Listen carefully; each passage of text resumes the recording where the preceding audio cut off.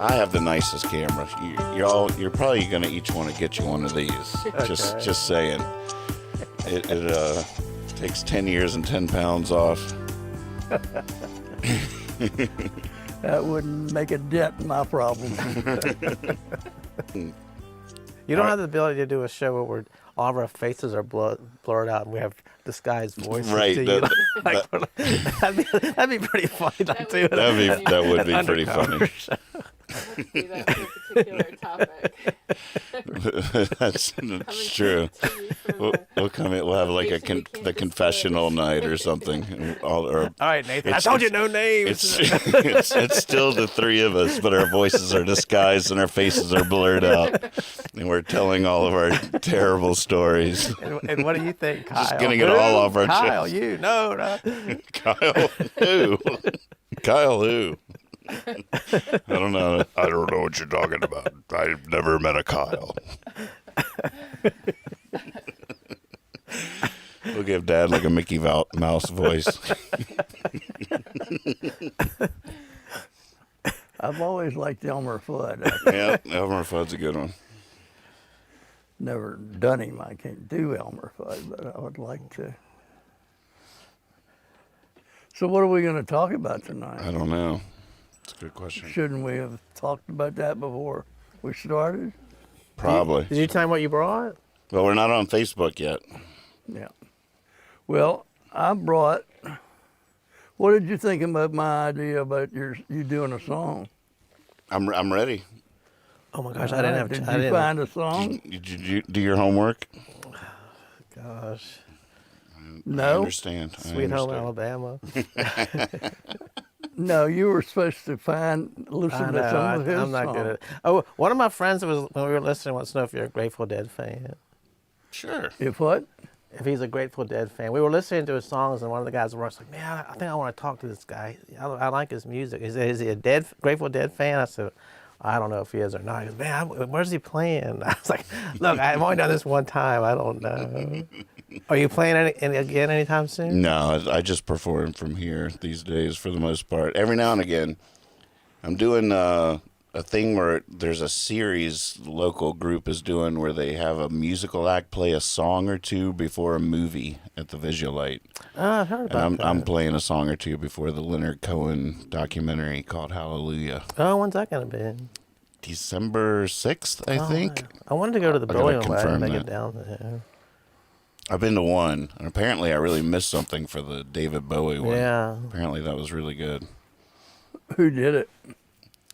I forget who the band was, but it's the people that own the Ciders from Mars place. Yeah, is it the lady that's in the band? Mm-hmm. And apparently the band is phenomenal. She seems so shy every time I'm down there. I can't imagine her. Apparently she busts out of that shell when she does her David Bowie tribute. And Wow. Ciders from Mars is a David Bowie reference. So Is that right? Mm-hmm. I didn't know that. The Findels are playing there tomorrow night. Oh, really? Did you see that? 43 years they've been together. It's their 43rd anniversary. I had their album was so inspiring to me when I was a kid because I was like, oh my God, this band is from Stanton. And I was like, it was an album. So it was just like Right. all my other albums. Like there's no difference between Led Zeppelin Right. and the Findels, except the Findels are from Stanton. I might see them out Right. there, like the Statler Brothers. They're a very interesting dynamic of this town, but also I have never understood why they didn't. I don't know Alan what he wants, but I don't think he ever wanted to be that famous. But they're that good. Yeah, they can I really mean, get when they cover something, I'd rather hear him do it than the original a lot of times, especially Flowers on the Wall. it. Yeah, they are. But no, I like Flowers on the Wall by the Statler Brothers too. I didn't mean that. Yeah, but I'm just saying that I think the Findels are amazing, and I always have. But I don't understand why they're not bigger. But Right. they've pretty much stayed the same, and I think maybe a lot of that's because that's what they want.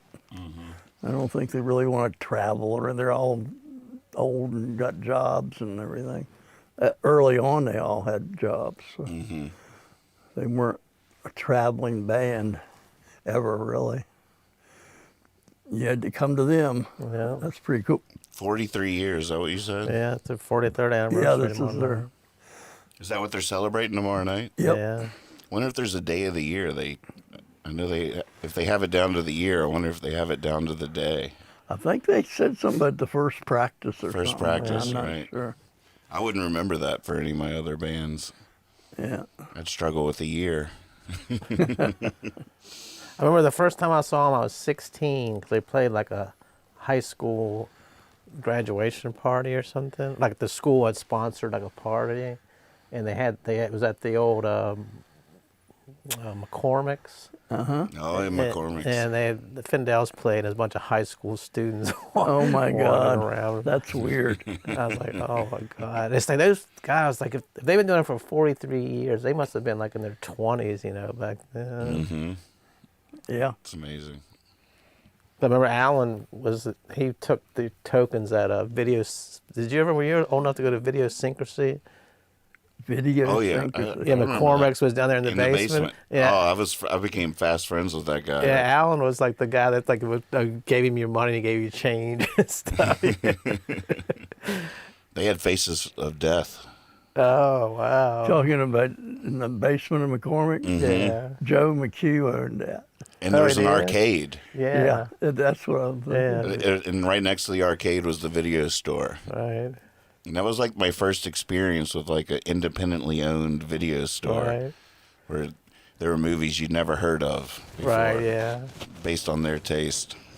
And I remember back left corner, bottom shelf.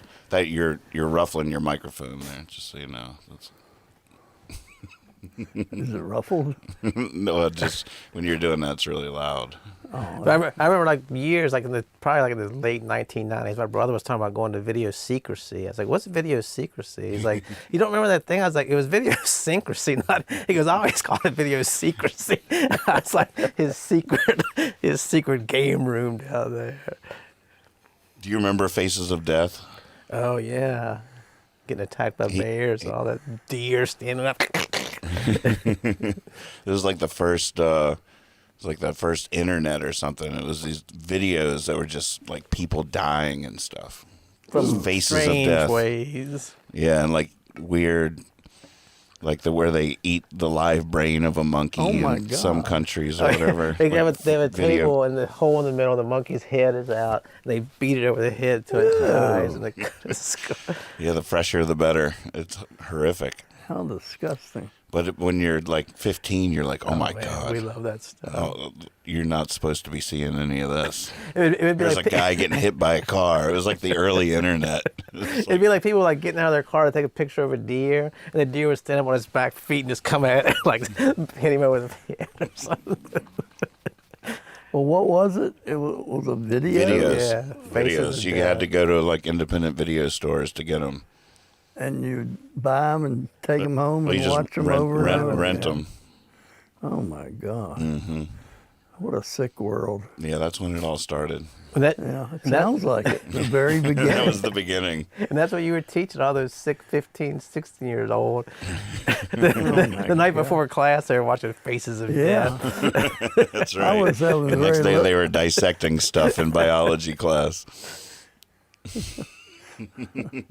I was home with a raccoon eating out of my stomach. I asked him on the way over here, I said, explain this story about feeding a raccoon from your belly button. Right. Yeah, I was wondering how you do that too. Well, first of all, you have to have an innie. And I don't have one. I haven't had an innie in 43 years. So. But yeah, you don't remember that? Because you were around. Not sure. I had a little baby raccoon. He was about that big. And Named Tiny, I hear. his name was Tiny. And we were living at Franksville. And Joe and Dan would come over. And I found him walking along the road one morning. When I went outside. And his mother had been hit by a car or something. He was by himself. So I adopted him and brought him in and wanted to show him to the boys or anything. But I would warm up milk and pour it in my belly button. And he would just crawl up and start, and he'd lick out of my belly button. And he'd finish, and I'd pour some more in, and the boys would come over. It was a wonderful, wonderful thing. Papa Bear. Brought out all of my maternal instincts that I didn't even know I had. But, Faces of Life video. Your Right. dad feeding a raccoon from his belly button. Faces of I Life. think That's we had what to we go need. back and explain that on Facebook. A lot of people think I'm with Faces of Death. I probably killed it or something. I don't know. The raccoon probably still remembers you. Well, I'm sure some of his family members. He's told him about They you. drive. They go by and they say, "Hey, there's that house where that guy used to live." Remember Tiny? Tiny, Granddad used to go in there. Granddad Tiny. Yep. Just living in the country. Yeah. Finding entertainment where you find it. You had a lot of time with wounded or found animals. It was a big part of my upbringing. What'd you have in what? Oh, there's what was in the something rustling around in that trash can over there. What's in there? A mole? Might be a mole. Moles are a weird animal. They really are. Blind mammals living underground. It's weird, I'll tell you what's weird. Animals are shrew. right? Not many people know about shrews. They're so quick and smart. But Shrew. they're amazing. They're shrew. They just run around. When they hit something, if it moves, they try to eat it. Oh, God. I mean, they'll eat something. They'll kill a field mouse, and the shrew's that big, and the field mouse is like that, and they'll just go attack it and kill it and eat it right there. They have little snouts, right? They have a little snout. How do they kill the mouse? They have really sharp teeth. Wow. Underneath that snout is a row of Oh man. biting teeth, and they don't mess around. They fight anything. Do they live underground too? No. They live in the between the grass, the dead grass. There's usually a layer of. We have those here. Oh yeah. I don't remember seeing them very much. Yeah, you don't. Nobody sees them very much. They're like I've gnomes. only seen about 5 in my whole life. Amazing. They're around. Isn't there a story, This Taming of the Shrew? Yeah, what does that mean? Is that Henry James? Who wrote that? I can't remember who wrote Is it that. Shakespeare? Shakespeare. Oh, is it? Yeah. Yeah. A shrewish woman is a woman that Oh, sees you and eats you. gosh, man. Hey, Clutch, good to see you out there. Clutch says, yum, came in right at the monkey murder. He's like, the good old days before the internet. Did you ever see Faces of Death when you were younger? Man, that was a highlight. I think they showed it on Showtime even. If you stayed up late enough on Showtime, Oh, they had really? cable back in the day, they'd have that on. I remember me and my brother waking each other up. Wake up, wake up! It's on. Faces of Death is coming on.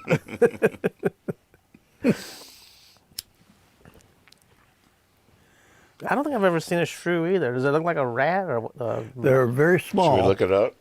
They're very small, and they do look like a rat. They have a long snout, longer than a mouse. But they're gray and very, they look like a mouse in terms of general size. They have a tail, and Would they live off live prey? they're carnivores. Wow. Actually, I think they're classified as insectivores, which means mainly they eat. Right. But yeah, You don't want to mess with them. you don't want to mess with a shrew. He'll take your finger off. You won't even know what's gone until the pain hits you. Shakespeare. They're quick. They're very fast. There's one right there. On the... Oh, that's sort of cute. Yeah, they are kind of cute. There's a pygmy shrew and a short-tailed shrew. Yeah, come here, little guy. That's the kind of thing I would try to befriend when I was Let a me kid. kiss you. Ah! Wind up losing a finger. Like, oh. I remember once Dad had he had this mouse that was driving him crazy, and he spent days trying to catch this mouse in all different kinds of ways. And he finally got the thing, and he put it in a trash can so I could see it. He knew I'd want to see it before he got rid of it. So he had it in this trash can, and I just recently seen The Beastmaster. I don't know if either of you remember that movie, but this guy could communicate with animals, so I was convinced I could probably do that too. So I was bonding with this mouse, and I got to the point where I was like, I bet I could pet it. And I just started petting this mouse, and I'm just sitting there, and it's letting me pet it. I couldn't believe it. I'm like, I am the Beastmaster. Me and this guy are completely communicating. All of a sudden, it reaches back and chomps down on my finger. Oh my gosh. I scream. I go like this and go like that, and it holds on all the way up and flings off of my finger across the room, hits the fridge, falls down and back under the fridge. Oh, no. Dad was pissed. I spent days trying to catch that thing. And then I spent the next few hours terrified because the idea was put out that I probably had to go get 50 shots in my stomach or something for tetanus or whatever it is. Rabies or Rabies. When the mouse had tasted blood, he's probably looking for you. I can smell Nathan in one of these bedrooms. not the Beastmaster. God, what happened to movies like that? Beastmaster? Or is it just when you're a kid, movies are so much cooler than I think they are now? it's so hard to do the math on that. Is nothing as cool as it used to be, or we just not as cool as we used to be? Like whether it's music, because it seems like there's really compelling arguments either way. Right. Like I could go off for the next 20 minutes about how popular music is terrible now. Right. Next thing you know, some kid comes in singing the new song I've never heard of in my life. It's just so hard to. Yeah. But then again, it almost seems quantifiable too, that you could break it down and prove with an Etch-a-Sketch or something that popular music, is nowhere what it used to be. Right. So it's. I've had to check myself on that. So am I just old now? Right. Before I express this opinion, like it's some kind of conviction, I have to check my age. It's so hard to keep up. But it's also in the old days, if you said you saw a movie, you actually went and paid and sat in a theater to see it. Now, like, everybody's seen every good movie that ever was. Right. They've never left their bedroom. Right. Oh, yeah, I've seen that. And I saw his first movie that was never released. And you're like, oh, my God. Did you pay $5 to go sit in the theater to see Right. it? And that experience made it so special and indelible. Right now we yeah. have access to so much and we see so much that it's hard to even remember one from the other. Oh, yeah. There's nothing to put it in context. Right. Like, oh, I went down with Jack and I remember, I'll never forget that day. We decided to take in a movie in Baltimore. Yeah. I'm just making all that up, but just the context of what you experienced something in would help you remember it. Be able to retrieve it from your memory better. I remember we went to, Richmond had a theater called The Biograph. It just showed like independent and foreign movies and stuff. And they had a movie about, I don't know if it was Ed Gein or Ed Gein, the mass murderer guy. Mm. So it's a theater that holds maybe like 100 people or 75 people. We go in there on a Saturday. We're the only people in there. And we're like, oh, this is cool. We get to see this horror movie by ourselves. And this guy comes in and sits directly behind us. And so we're automatically thinking, no, this is like a movie about a mass murderer, really scary guy. And this guy has to sit right behind us. Like, he can't find somewhere else to sit. And we're sitting there about 20 minutes into it. You hear some metal thing fall from him. And we both like just sat in our chairs. Like, does he have a knife? Like, we didn't know. Like, we were like too scared to even turn around. We just sat there like petrified for like the whole movie. Like, dude, you couldn't find a seat to sit beside right behind us. You should have moved. He would have followed you over. Well, the thing is, we were like, if we get up, is he going to stab us? Is he just waiting for us to like show fear? Like, it's like facing a bear. You got to, I'm not scared of you. Right. That is true. Show and fear is one of the most dangerous things you can do out there in the wild. Remember we went and saw, oh my gosh. What's the Tarantino movie where the like Mr. Red or it's Like one of the first Tarantino movies, the guys are all dressed in suits and the ties. And Reservoir stuff. Dogs? Yeah, we went and saw Reservoir Dogs.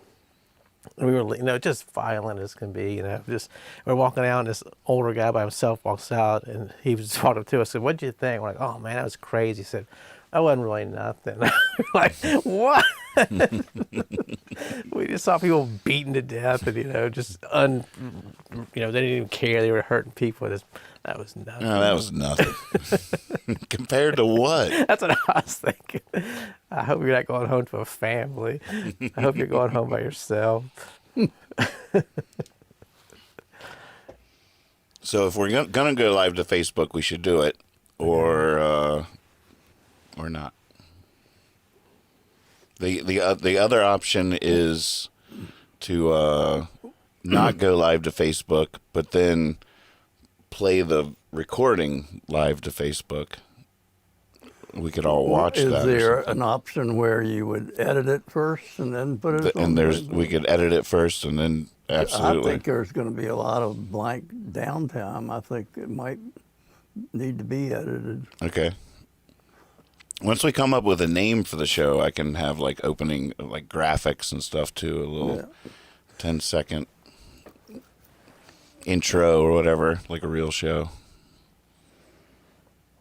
I trust you with all the logistics.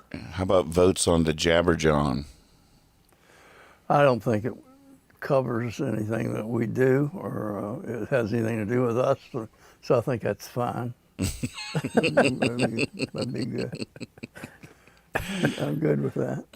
I'd forgotten about the Jabberjaw cartoon when I was deep diving last night trying to search for references if it was stolen already. Which the Three Tall Kings, which I still think is a great name for the show, is already the Tall King podcast is already something on iTunes. So somebody already realized how good that one was. So I don't have to pitch that idea. There was, what'd you have? The Stanton Clatch? What am I afraid Laura? Yeah, that's Stanton Clatch or something. Stanton Coffee Clatch. Yeah. That's a German word. I can't believe y'all didn't like Bob Chillin' in the Basement Apes after Bob Dylan in the Basement Tapes. Oh, I didn't even get it. Bob Chillin' in the Basement Apes. Ah.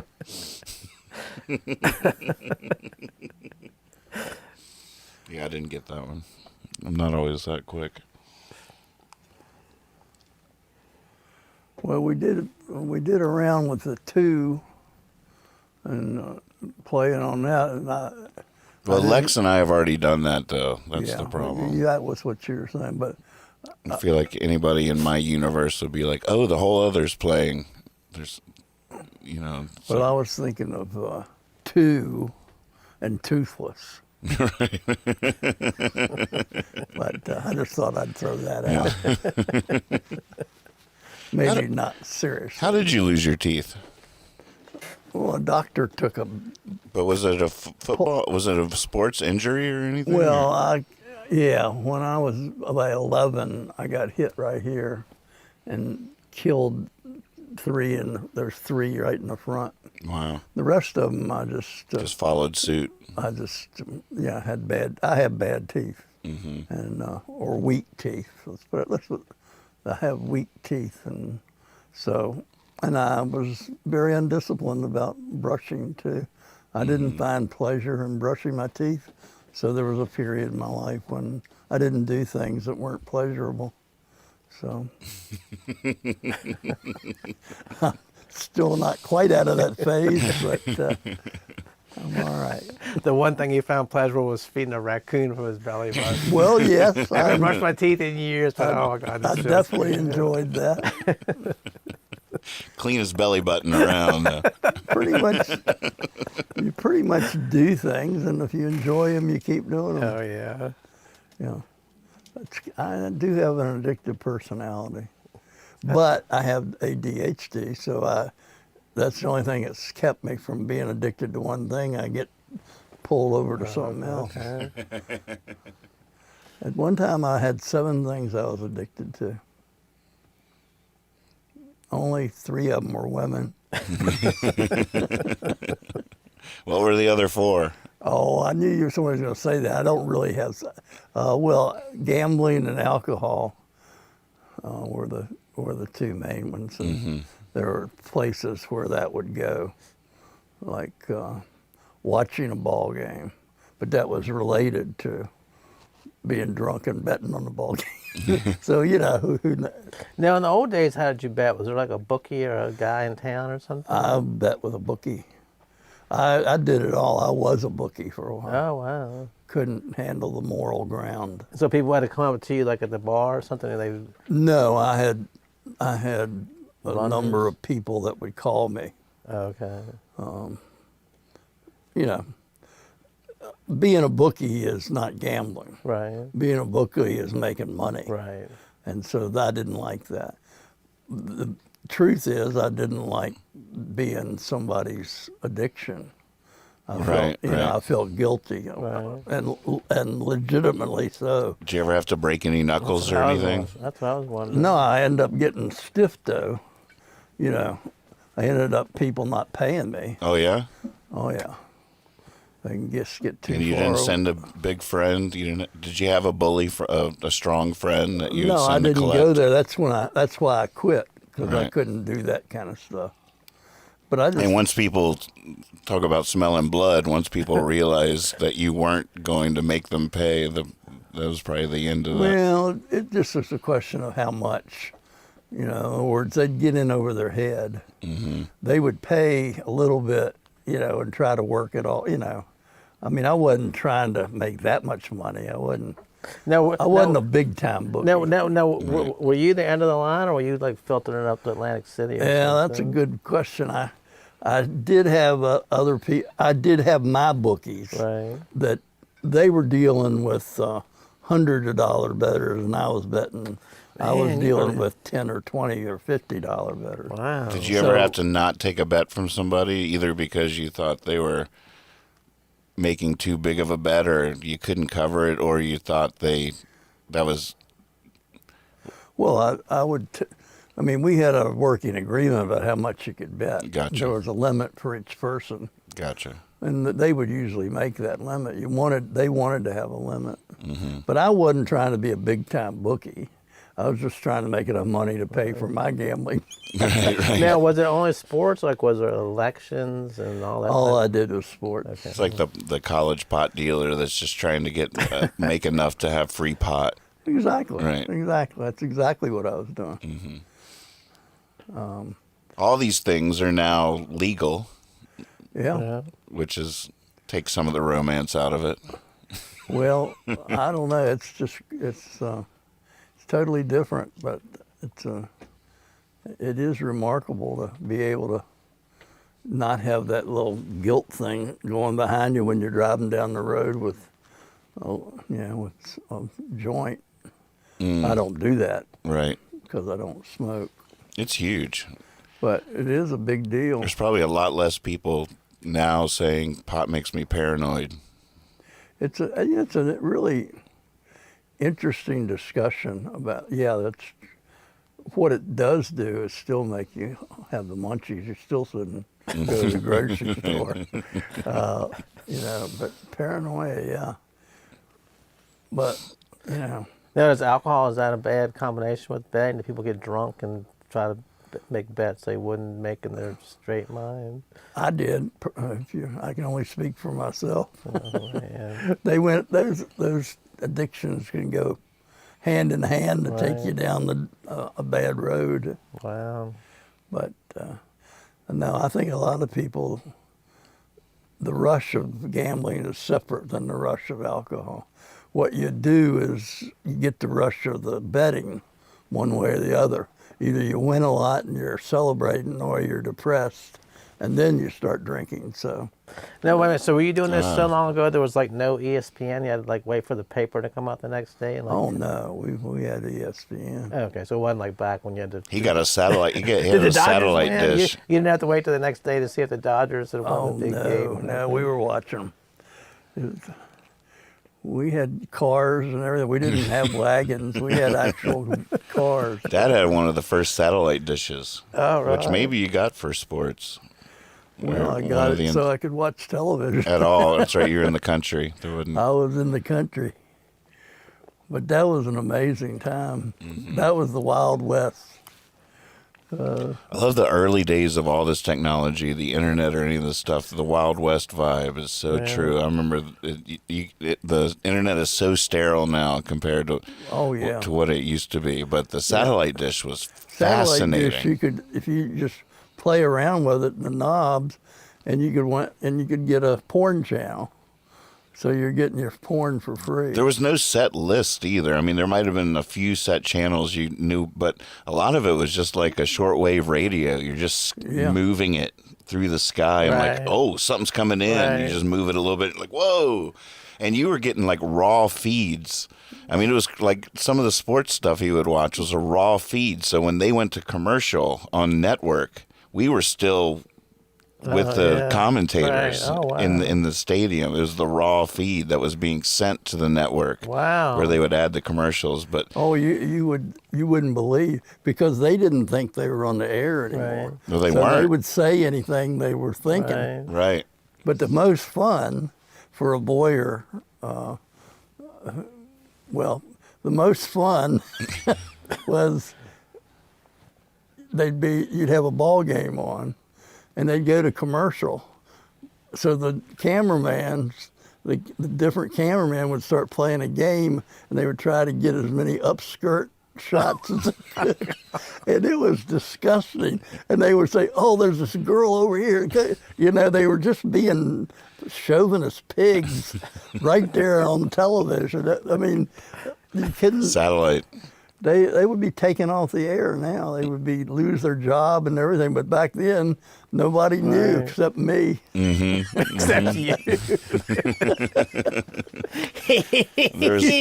There was no internet to share it on. It was just it was crazy. gone in real time. That lasted about 2 or 3 years. Then it got civilized. Now, people that have the dish now, I guess it's just all Can't do safe that and now. sound. It's now. all controlled now. It is. I don't even know if they make satellite dishes like you had anymore. I don't even know if they would get anything. You can get them in the Ukraine, I'm sure. Right. How big was it? Like a big Oh, old... it was big. One of those big ones. Yeah. From that light to that light. It was a big old thing. When we lived in You Richmond... could shoot down aircraft. When we lived in Richmond, our neighbors, the new neighbors moved in. One day they came over and asked if they could put their satellite dish in our yard. And I was like, in our yard? Why? They go, the guy said it'd be better if it was in your yard. And I said, well, how big is it? He said, well, it's going to be on a pole with a big thing. And I was like, well, I don't want that in the front yard. He goes, well, it'll be better in your yard. We'll get better reception. I was like, but I don't want to come on every day and see a satellite dish in my front yard. That guy was so mad at me for not letting him put it in. That's a ridiculous request. Yeah, God. I think so too. No. You know what? Did you watch some upstairs? Was it sounding good and looking good? I didn't watch upstairs. Oh, okay. Yeah. I think we're good. Way better than last week. It's already just getting exponentially better each time. It'll be like a high def next week. So what's the name of the show? Jawn. Jawn. And when I tell people, I'm not even going to spell it for them. I'll let them think it's like John, like an outhouse or something.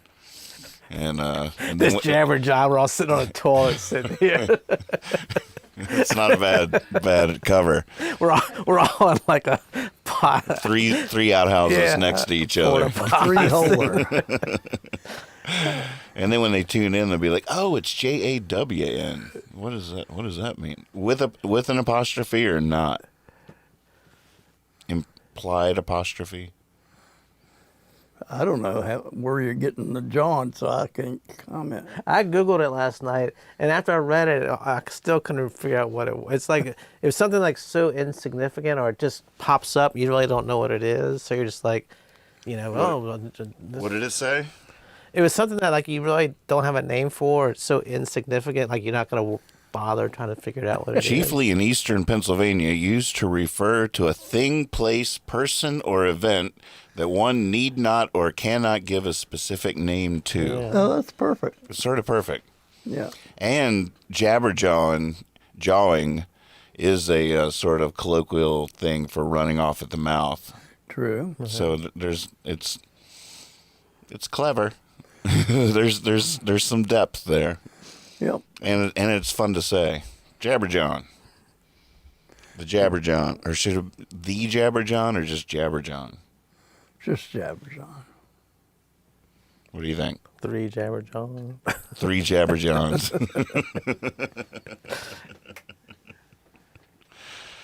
3 tall Jabberjawn kings.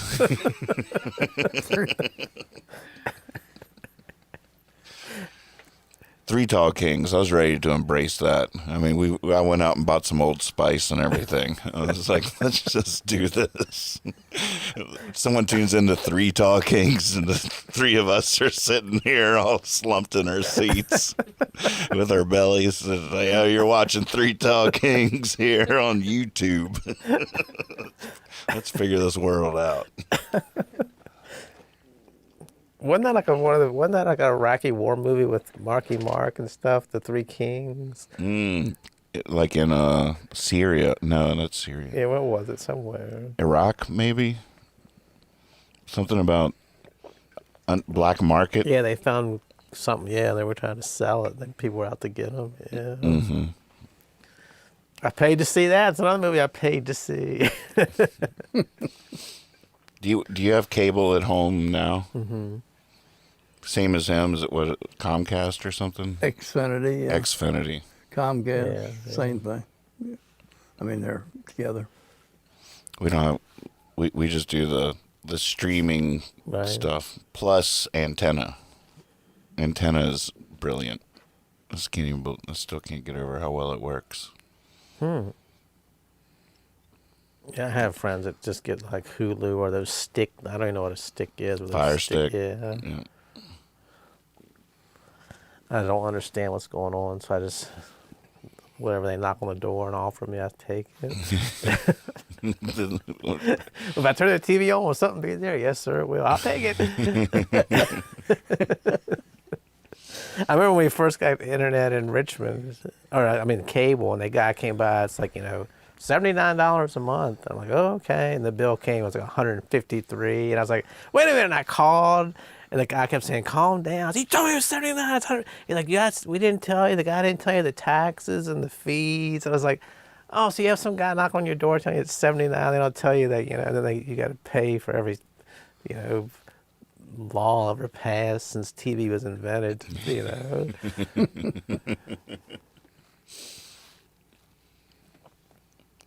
I should flip this camera. Now, how'd you learn how to do all this stuff live? Just doing it. You're probably the only person ever to have a picture of a shrew broadcast for like 30 minutes. It's probably Guinness Book of World Records. We should call them up now. Longest still picture of a shrew. Nathan Moore, the Guinness Book of World Records.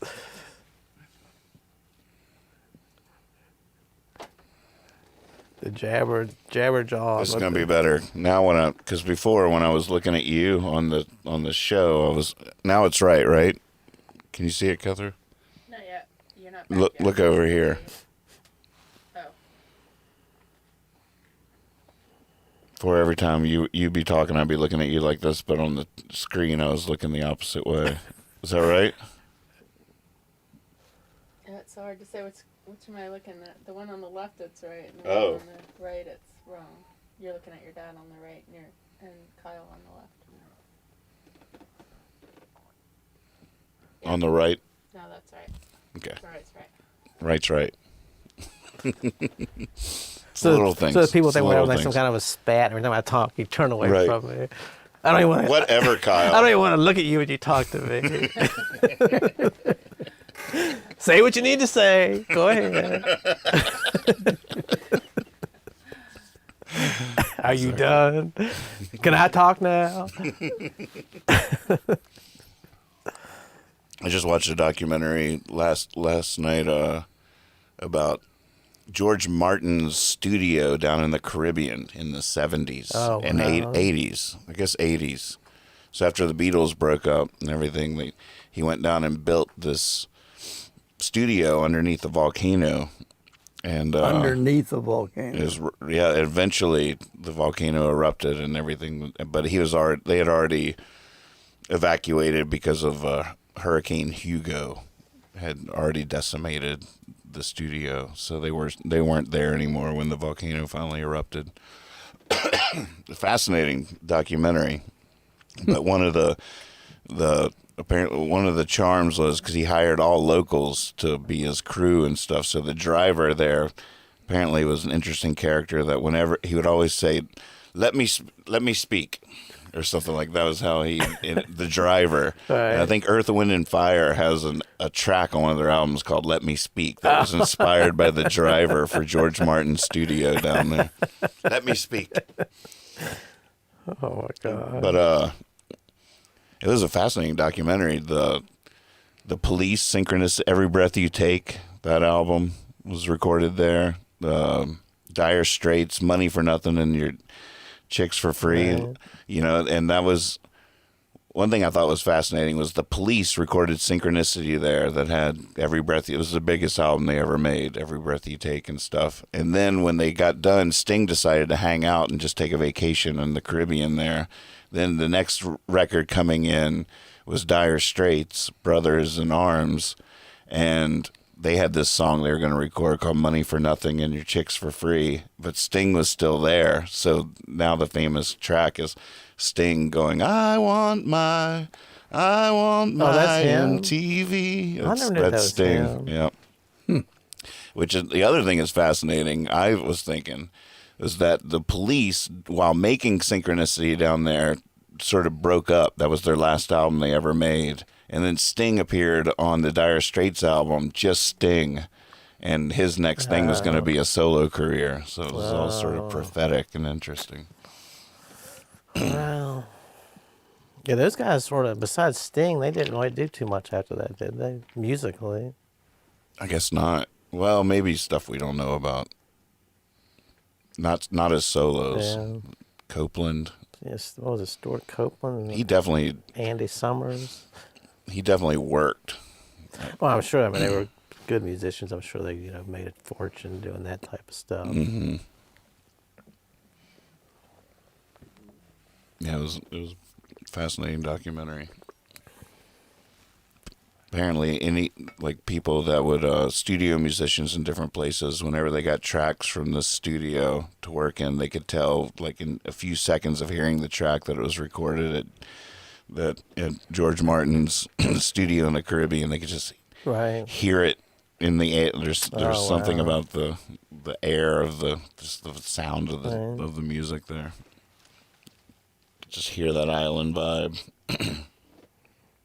So Jimmy Buffett, Volcano, that album.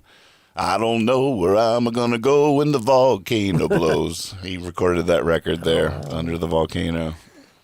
I heard him today. I don't know what it was on, but he brought back a lot of good memories. And he had a nice sound. He's such an underdog. He was huge.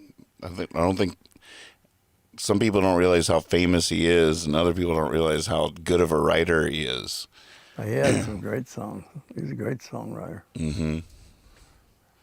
So do you remember when MTV came out? Like, how old were you then? Like, I never watched it. I was. That was aimed at me. Yeah, like as a kid, before. as kids, it was It was more biggest- before my time. Yeah, I mean, any party you went to, the music, there was nobody playing records or anything anymore. It was just MTV. I was the perfect age. I was like 13 I when it never happened. got into videos for music. It was like two different things. Yeah. I don't. So no, I wasn't one of those. I was before that. He was. 13 the day it launched. What was the first song? So what year were you born? 70. God, so I was 18? Mm-hmm. Wow, I don't remember being that old. A little old for MTV. Although you Look at you. well, Yeah, oh man, this is yeah, MTV. you're like draftable and stuff. Like you were ready to kill people. I was still innocent and could believe in anything was you possible. were still petting mice in a trash can. I was still the Beastmaster. Damn it. Yeah, I remember that just took over, man. It was no stop, and the bands that were on there just became like instant stars. You know, it was Huge. Just, And it was good stuff. It was good stuff. It really spurred the music that was being made. What was the first video ever played on MTV? it's that video killed the music star. I can't think Video of it. killed the radio Yeah, star. what's the name of that band? What a Music- mission statement. Music I mean, they Hell. came out of the gate swinging. Yeah. We are about to take this down. Yeah. I don't remember who that was, but I can hear the song in my head. Video killed the radio Now, what is star. MTV now? Do they? Reality TV, like New Jersey. What was that? Oh yeah. Oh man, what am I Jersey thinking of? Shore. Jersey Shore. It's weird. It was weird how it morphed and just disappeared and wasn't playing music videos. It was still MTV, but it was not music Right. videos. It was not music television at all. But then they defined the next era of our culture, because the music videos definitely defined that Oh, whole yeah. era, and then reality television. Yeah. So they were still sort of cutting edge, but weird. You watch any reality shows?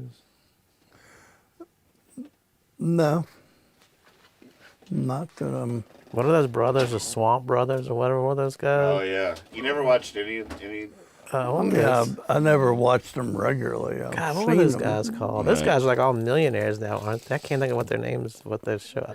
Duck Dynasty? Duck Dynasty. Dynasty. Yeah. Swamp Brothers. Well, there's another one. Feel like there's a later incarnation that was a swamp. But that wasn't MTV, was it? No, Well, Duck Dynasty wasn't what y'all were talking about. it's Yeah, a reality show. yeah. no, it's it's a based- regular show. Yeah, but it's not acting or scripted. Reality just means you're sort of following actual people around.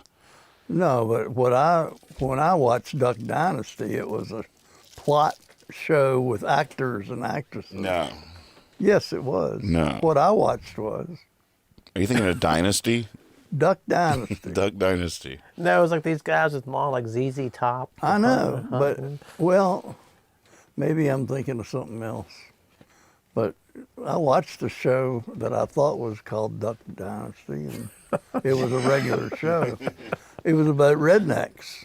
Right. Yeah, but it's like he said, it wasn't like nobody wrote for them. what to say or Mine was anything. written. I mean, they had plots and everything, commercials and all of it. I don't know. Well, I mean, and it's a lot of it is you wonder how contrived it is, but it was definitely a reality TV show. But with all reality TV shows, you wonder how much Oh yeah. they set it up Right. to be interesting. But I was reading something about that show Pawn Stars or whatever. Mm-hmm. Like they show them love come that. in, they have this. They said before they even get there, it's all scripted. They have to agree what they're going to price and all this stuff. which is sad. Yeah. I love that show. Yeah. But those guys have all fallen on hard times, haven't they? Not hard times. Isn't that one of them? Oh, Chumley Yeah, got didn't he arrested have or like something. He went to he off this rocker or something. Mm-hmm. Yeah. Good old Chumley. But apparently it was an actual pawn shop in Yeah. Vegas that you could go to. Yeah. Oh yeah, the whole concept was all real, but of course they don't want somebody coming in there, ruin it while he stutters through something or Right, you know, right. oh my God, just say this so we can get us. There's the Duck Dynasty. All right, here we'll just click on one. $5 your way I rule this day. Nuggets, fries, drink bars just been raised. And Whopper Jr. is something new. A barbecue bacon Jr. just for you. BK, have it your way.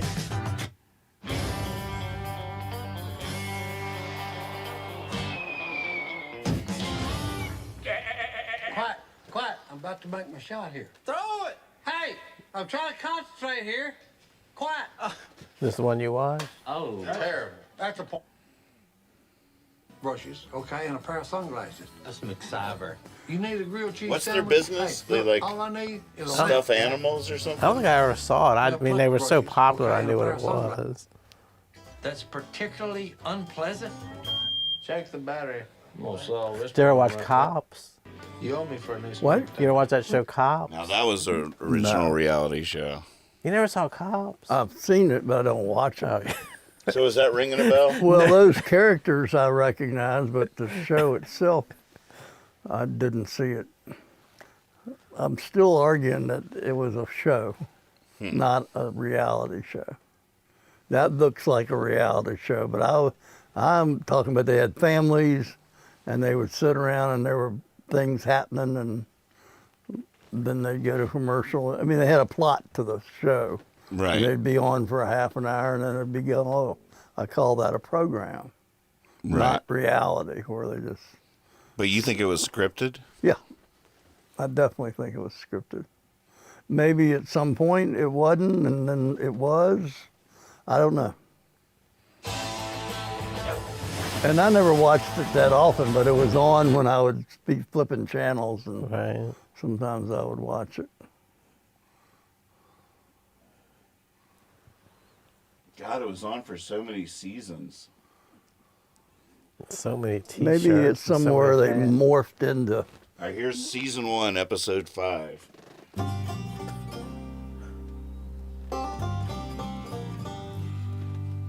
I want to plan a trip to Canton. I love it. I need some new furniture. Willie embarrassed me last time when he bought that horsehair coat. He was like fat guy in a little coat. No, it was like a stinky horse on a fat man. That's what it was like. Here he is. Oh, speak of the devil, there he is. Okay, I need help fill out the land. I forgot my boots. Does he have an extra pair? I mean, you can see. I mean, it blurs the lines, but they're not. Those aren't scripted. They're acting like that's just the normal day in their life. But then they add music to it and stuff to make it seem like. Okay. I'll investigate on my own. I was mostly doing that selfishly because I was trying. I still can't remember what their job was. Like, they have a family business. I was trying to jog my They own made memory decoys. loose. They made decoys. Oh, that's what they did? Okay. But they made millions of dollars making decoys or something. Like, they were rich before the show Well, approached that was them. only their assignment in the show. Right. They don't really make deals. Right. They actually live in Bel Air. All those lines have gotten, so blurred between reality and entertainment. Well, what are we doing? What are we doing? Because Right. we're blurred. Yeah. Well, you are, and you are, and you are. I mean, maybe that's me. Maybe I can't see. Maybe I am the blur, and you are just victims In of real being life. blurred In by me. reality. She might be clear as a bell, and I've always thought you were blurred.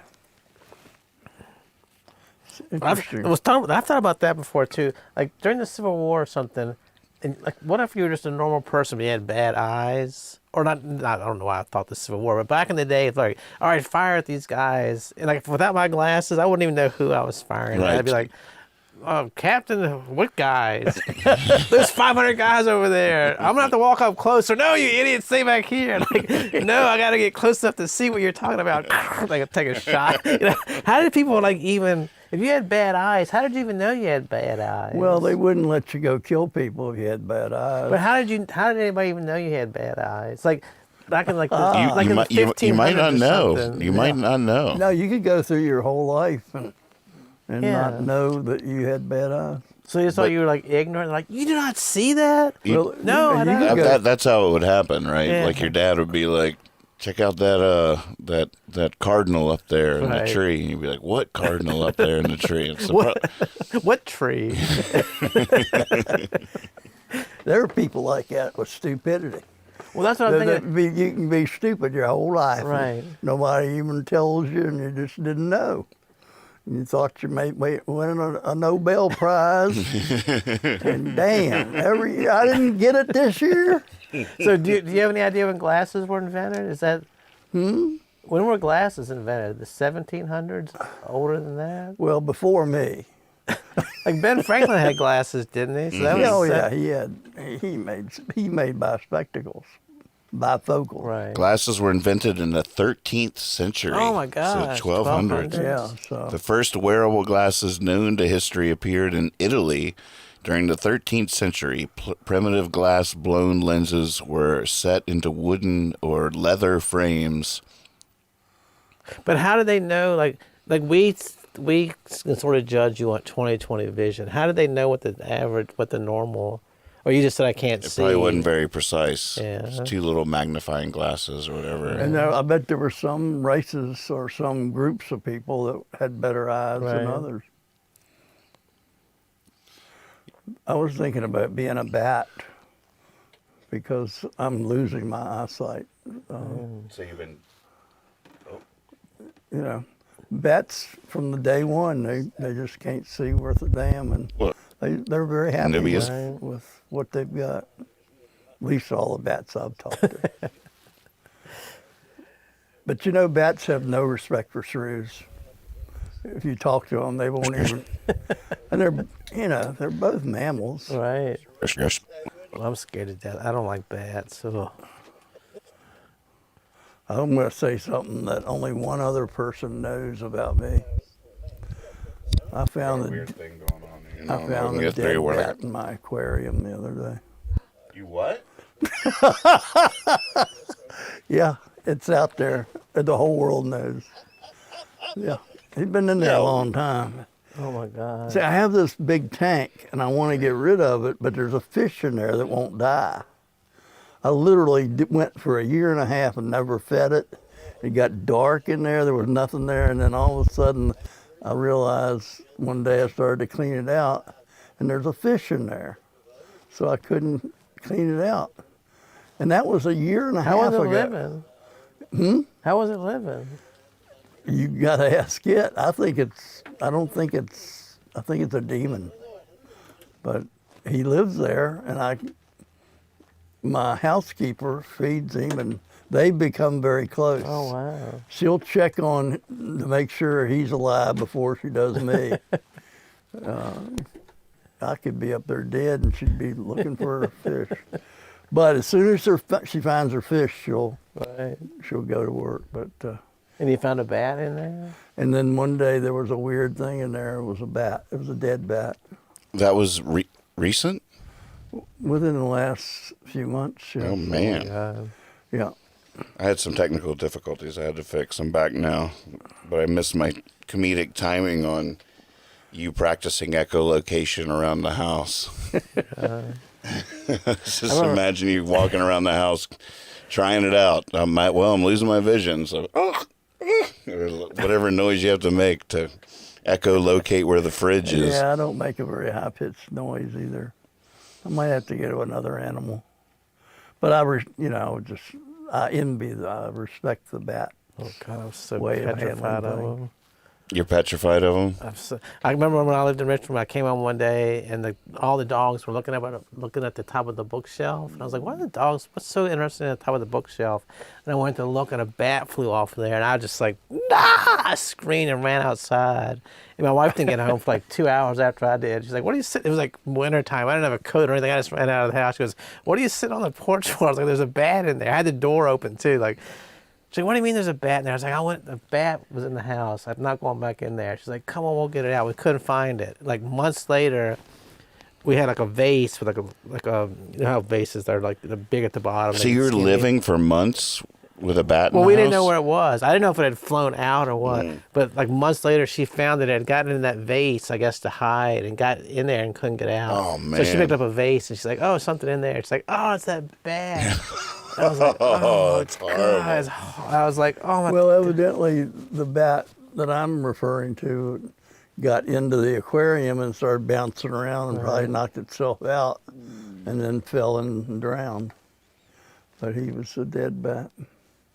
I felt bad.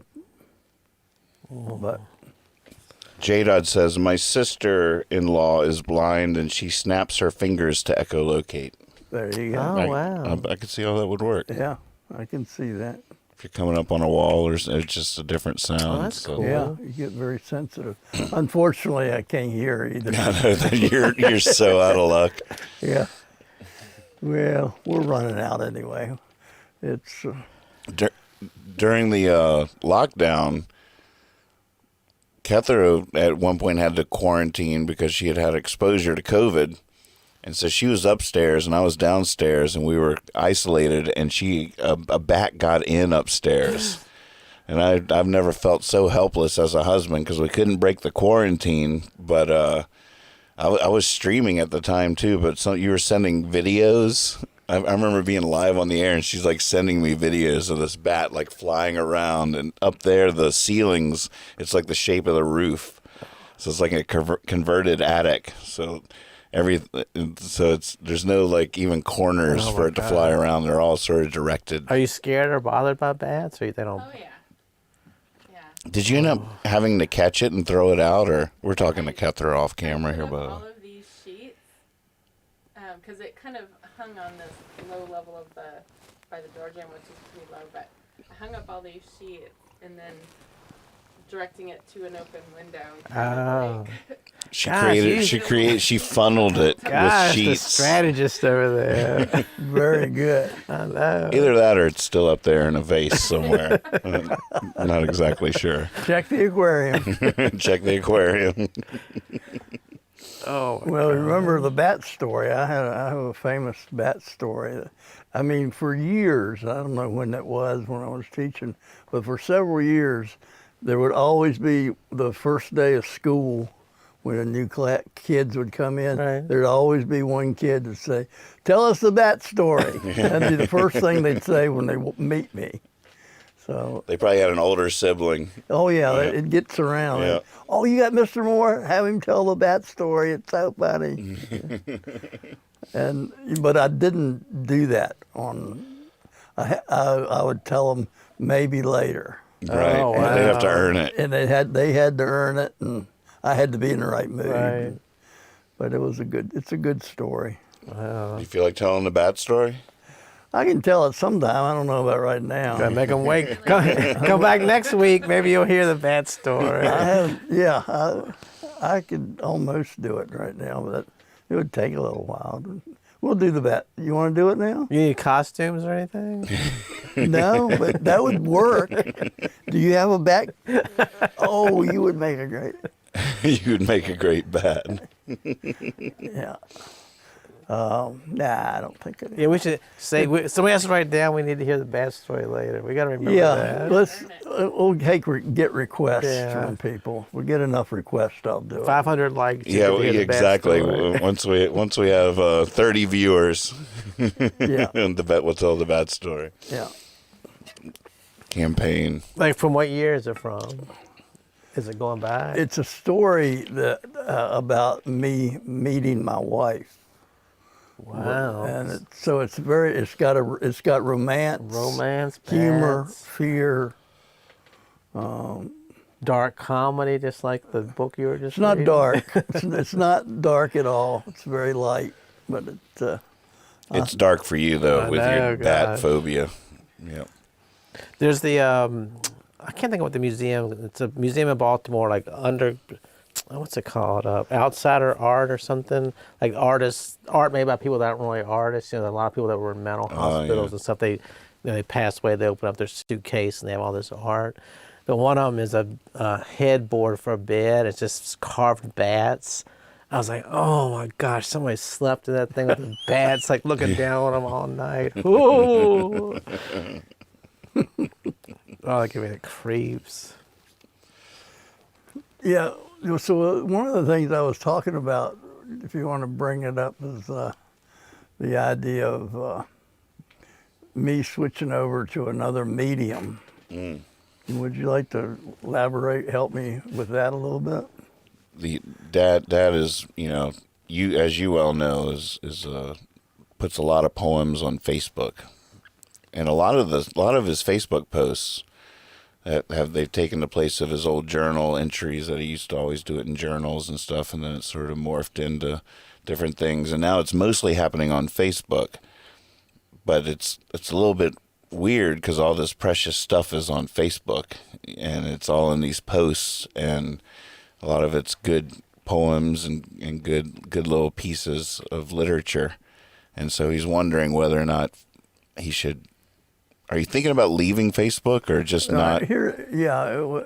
Just to add to that, what I'm running into, and we've talked a little bit about this, is that if I write a work of fiction, I write a poem, and I'll put myself in a woman's thinking about this issue, or an older man or a younger man, or anything like that, or a dialogue. And it's a poem, it's a work of me, a creative work, and I put it on Facebook. Well, as soon as if I put it on Facebook like that, there's a tendency for anybody that reads it to think I'm telling the truth, that I'm telling a story. And for instance, say, if I talk about loving a woman, they think, what woman is he talking about? Right. Well, I'm not talking about any woman that I know. I'm talking about fiction. I'm making her up, But so I think it's confusing, and it keeps me from putting a lot of stuff. Them writing, I don't want to. In other words, I have to kind of edit myself. There's some poems you don't want to be your Facebook status. Exactly. If you want, and there's subjects. There's whole subjects that I don't want to go to because I'm trying to make you feel good. I'm trying to share. In Facebook, I think you're trying to share yourself or open yourself up to being known. So it's confusing for someone to be reading a thing where I'm depressed. In other words, if I write something depressing about life and death, and death, they think I'm depressed. But maybe I'm not. Maybe I was just trying to be creative, and that was my subject area. So I feel like there's two things going on, and I'm trying to do both in one format. So to answer your question, I would stay on Facebook because the reason I love Facebook is I get to keep up with my friends. But I don't need for them to be reading my stuff. If they want to read my stuff, my creative stuff, then they ought to be able to go somewhere else and do that. So I see that that would be help me and help them. And another platform could be a lot easier to print out or archive or whatever at some point in the future. It would be, it'd be definitely. And I don't really want all my stuff to be on Facebook, but and I do try to. Usually I'll write it in my journal and then copy it, but a lot of times it just comes directly to Facebook, and then later on, if it's worth it, I'll redo it in the journal. Right. I was horrified when I first learned you were writing some of those poems in Facebook on your phone, because I always thought you were writing them in your journal and then transcribing them. But then lately, I feel like you've done more, really some golden stuff just in Facebook. Oh, yeah. Which is terrifying to me on a certain level, especially. Why? Well, I've lost a Facebook page. I mean, they get hacked. Right. It's just vulnerable, and it just gets sort of like shoved down a wall on Facebook. Oh, or yeah. whatever. It's not there as like clickable pages of a. Yeah, exactly. Are there creative spaces to put stuff on? Well, if you wanted to be hip, I did a little bit of research. You could just get a standard blog website. Those have existed for a while now, and there's a lot of options for that. But there's a new thing now called Substack. What is it? It's basically just a blog, but it's really popular now. A lot of journalists and stuff that are, getting not published, or with all the. There's all these things these days about where you go for the truth or whatever. So a lot of them have what they call Substacks now. Probably like.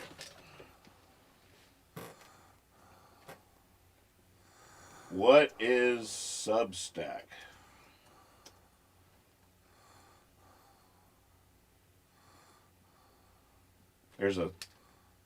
So hi everyone, I want to talk to you today about a platform called Substack, and I have talked to you about this before because I mentioned that I have my own Substack journal. So ALASTAIR, banks.substack.com is my journal, and I keep thoughts, musings about personal brand, about entrepreneurship, all of the kind of things that I think about in business. I tend to keep there. But I wanted to dive into the blog has what already exists, and I like it for the Substack, and you simply do that by going there. Yeah, that's one of the things about it is that I think some blog sites do this too, but anybody that wants to can sign up with their email to your Substack. And so every time you put a post, they get an email saying there's a new entry from you. So it's sort of like it doesn't just sit there, it can interact with people that want to give their email to get notified that you have a new post. Do you have to do that, or just an option? Probably just an option. It's also like an email marketing tool though, because I would think that people that would check it out would be people that wanted to keep up with my writings, and they could be, in other words, I'd start with my Facebook family, and anybody that wanted to keep up with me that liked my stuff. There's probably some way to make it clear this is not you writing about yourself. This is... Well, the whole idea would be this is where I put my fiction. Right. Yeah. Or, yeah, that would be the whole reason for doing it. Oh, here's a quickie. Sophie, if you can make tacos, you can make a website with...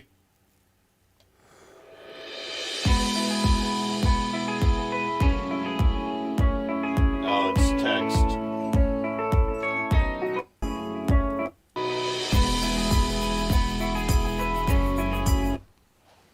Substack is a subscription email newsletter platform that offers writers the option to charge readers for access to their content. You might want to think about it. There you go. I'm not here to make money. I'd pay. There's some people I would pay to watch to read it.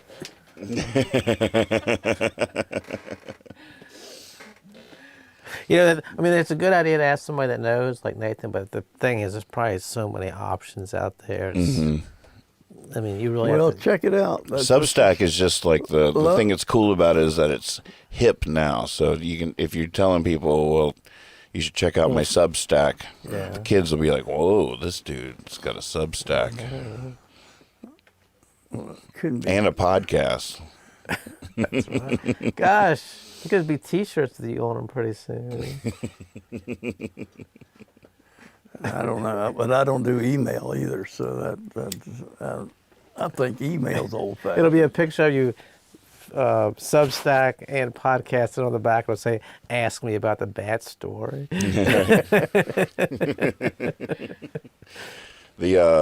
I'm sure that they all also have, I'm sure Substack does too, but after you make a post in there, you could probably share it to Facebook pretty easily, just with a click of a button. Yeah, some of them I would share, and some of them I wouldn't worry about. Yeah. Well, but we don't have anywhere to go with that, huh? Not unless we wanted to roll up our sleeves and create your Substack account. No. Well, anybody's out there that has any other ideas along this, they can pass them on, and we'll see. Steve Talley created a blog. He's got that website where he did his travel logs. Yeah, I haven't. Is he still right on that? I'm not sure. It's been a while. I used to read it when he was traveling, but I'll ask him about that. That's the thing. I have friends that do blogs that are amazing. Like, I'll just come home, click on Facebook, but I rarely ever think to look at a certain blog. It's like... That's the drawback. Yeah. If we want to talk about pros and cons, you're probably always bound to get more action on Facebook. But I understand what you mean. Like, you think that everything you write... I have the same thing. People are like, oh, why'd you... I'm like, I was just some BS I was writing, you know. Right, So- right. Yeah, I don't. A lot of times I don't put it on there because I don't want people to think that's the way I really feel. Right. It's just what I was thinking about. Mm-hmm. Somebody might feel. It would be fun to have a website in and of itself for lots of good reasons. But then one thing I would want to do is probably go back and transfer all your old Facebook posts over to it. Could be populated pretty quickly. Yeah, I had I had somebody hired to help me with my technology for a while, and she was, I think she tried to get all of the stuff that was in my memories, my Facebook memories, and tried to put them on a cloud or something, you know. Mm-hmm. I think that might be out there that she saved that, but I don't know how to get to it or anything. It's just out there. Yeah, everything's just out there. No, I don't even, like if you want to, like if you think, I wonder if Nathan has a blog, how do you even find out? What do you go to? Google, I guess. So you just, Nathan Ward blog, and I mean, I don't have one, but is that how you find them? Mm-hmm. Yeah. And there probably are a lot of Nathan Moores out there with blogs at this point. I have 2 Nathan Moores as Facebook friends that are regional. Oh, I don't know if you did this on purpose because you saw this, because the same day that your Evil Knievel thing was posted, I saw that they're reissuing that toy. Oh, I got it already. Oh, you already got it? When I was doing the lockdown show on YouTube, I was talking one night about how the Evil Knievel toy was my favorite toy growing up, and next thing you know, somebody that was watching sent me this toy in the mail. And so is that the reissued one? It's the reissue, yep. Oh my God, remember how cool that was?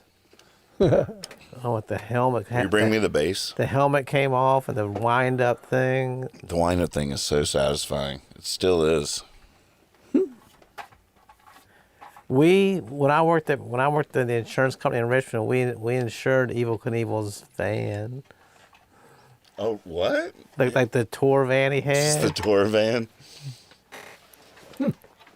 I need to go to the restroom. I'll play with Evil Knievel for a little while. I've got the Evil Knievel album at home. Oh, really? Yeah. He's singing?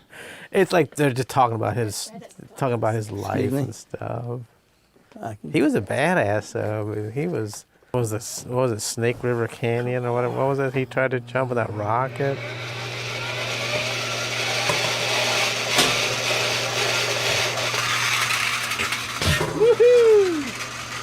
Oh, he's still going! Oh my gosh. That's satisfying. I wonder who the genius was that invented that thing with the wind up and everything. I know. It's the whole thing. I hope that guy has a blog. Do we still have daredevils? Are there daredevils still around in the world? David yeah. Blaine tried to... Yeah, I just came down those steps.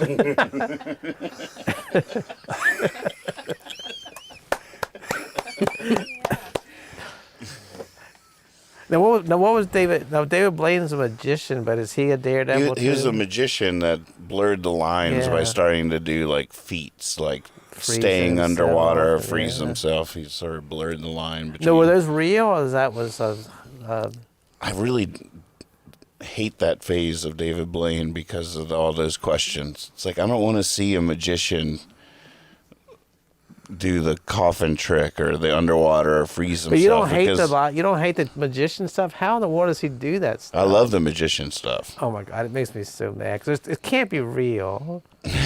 Oh, it can't. Oh, it can't. Well, one time when I was living in Somebody would think that you couldn't have asked that question and be your age. when I was living in Like Jersey, wrestling. when I was living in Jersey, we were at some just neighborhood bar, and this dude came up. I want to do some tricks. Like, oh my God, get out of here! You know, just I'm that guy, I'm just not so going you to know. charge you anything. I just want to show you some tricks. And he's like right there in front of us. Blew my mind. I could not figure out how he was doing this stuff. I was like, Well, he can do it. He can blow Oh, your mind. you're a magician? That's all my magic corner back there. All Oh my kinds of- gosh, you should do something on here. Oh, yeah. After Dad tells a bad So story. you probably know the tricks. I probably know the tricks. No, is it something you have to practice all the time? Yep. You definitely get rusty. Oh my god, I didn't know you were a magician. I used to. I mean, God, we've I been was sitting here all I was a these magician first I've been before I sitting was here a for musician. 3 hours with you. I didn't know you're not bragging about that. It's not worth bragging. I don't. Think. Oh, so what do you But have it's- over but there? it's fascinating stuff. Ropes. All kinds of stuff. All that whole corner. Can you do him one? You got one you So can what was do? your specialty? Cards or? I mean, oh my I've seen him god. do I love some cards. amazing card stuff. Oh, you got to do one. I'm pretty rusty. Well, give him a week. Next week. Why didn't you tell me? Here I am running my mouth about how I'm scared of. No, I love that. You're scared of Nathan now? That's legitimate. I love the antagonism of. Wait, is the devil involved at all? a little bit. A little bit. Wait, how do you pull up sources that are unknown to me? Books. Secret books. It's, So, like, did this it's start when you were a kid? Yeah, I was like 9 years old. I got. It given probably a started book. after you were bitten by that mouse, didn't it? All of a sudden you're like, oh, I can all of a sudden make cards. I with can't. you. I can't talk to animals, but now I can make things levitate. Now I can pull a quarter out of my dad's ear. Right. Ah! What was the one where you put? He threw a playing card that stuck to the ceiling at Stewart Hall. Yeah. That was the most amazing thing I've ever seen. Yeah. He threw a card. Stewart Hall in the auditorium was, it's 40 feet. Right. And he threw it up and just stuck up on the ceiling. It was the weirdest We've been thing sitting I here ever- all this time. Oh my God. Talk about a waste of time. You should just have us as your guinea pigs. You should do magic every Speak for week. yourself. Speak for yourself. So, like, well, you don't have to explain it. Like, what's one of your favorite, or like, what was one of your favorites? Like a card trick, or I see you tie people up. And... That's been fun for years. Like, what was your not even your specialty? Like, what is your favorite? Like illusions, or just mess with people's minds, or? Well, I mean, I never really got to do the big stage illusions because those are all giant props that you couldn't have. But there was a while when I tried to make magic a inseparable part of my solo music shows. I wanted to be the world's first sleight of hand musician, and so I was trying to do magic as part of. That's what I did at Stewart Hall. It was like the height of that when I was trying to merge. But it got too confusing, and it wasn't a good brand really, because I'm a serious songwriter, and magic is a little campy, and so like I was trying to use it to bring levity and stuff to my heavier songs, but it ended up just detracting. But how do you even learn about it? From a book? That's one thing that's so cool the guy about at the it. bar just looked like a normal guy. He didn't have a bunch of props or anything. Mm-hmm. I mean, It's just and his hands weren't like hide and stuff, but it's like pick a card, you'd think of it, and he would just have it. You're like, it can't be real. He's got to, this can't. He can't be. He's not reading your mind or whatever. But or is he? Well, the newspaper one always amazes me. That's a good one. That's. Can you do that one next week? I don't know. what is it? To torn and restore, tear a newspaper up and then restore it. It's remarkable. It doesn't scare you? It definitely blows my mind. Do you ever have to hang sheets to get him to go out the door so he doesn't? You're scared every day to go out the door. Man, if I knew magic, I'd be doing that all the time. If I was you and I came in here, I'd be like, "Hey, sit down. Let me get that mic for you." Oh, it's behind you now. Whoa.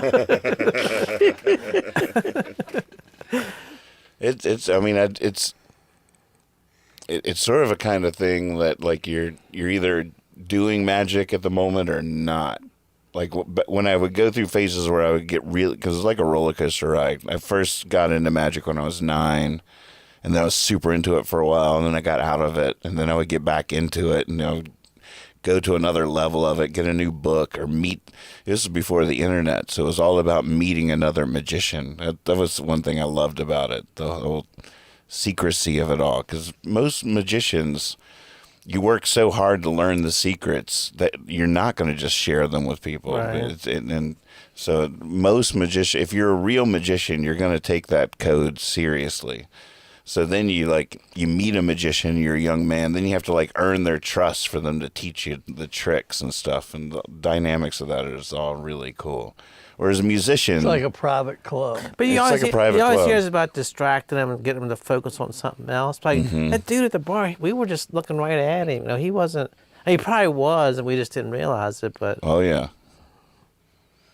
he's probably like, "Oh, is your beer full?" You look, and he, I mean, I don't remember him saying that, but it's, I mean, there's, pocket magic. There's a whole genre.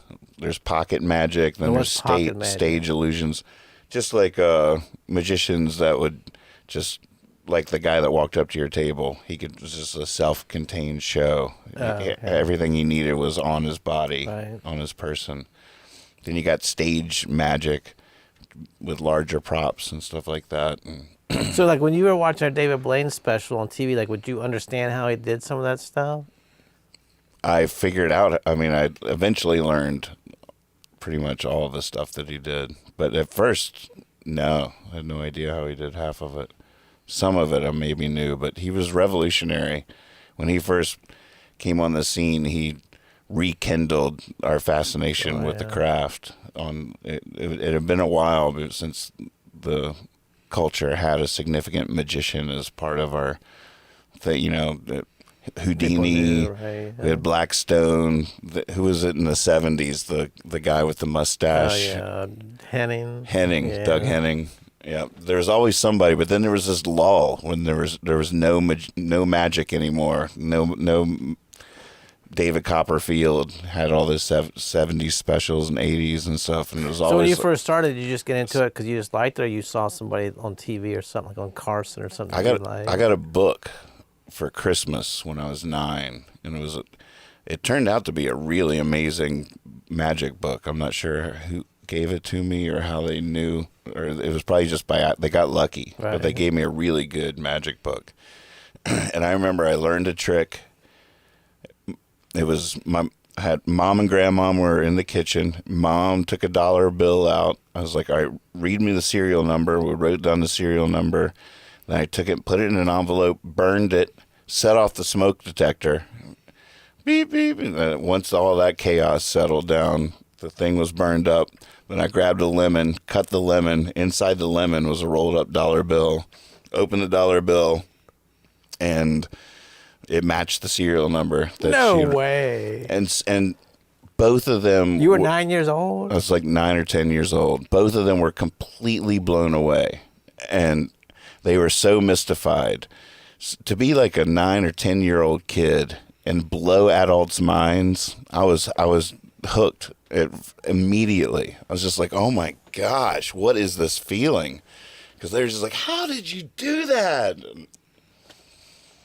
It just became a lifelong love. So after that, I was learning more tricks, and then So what is it? Palming the $1 bill somehow?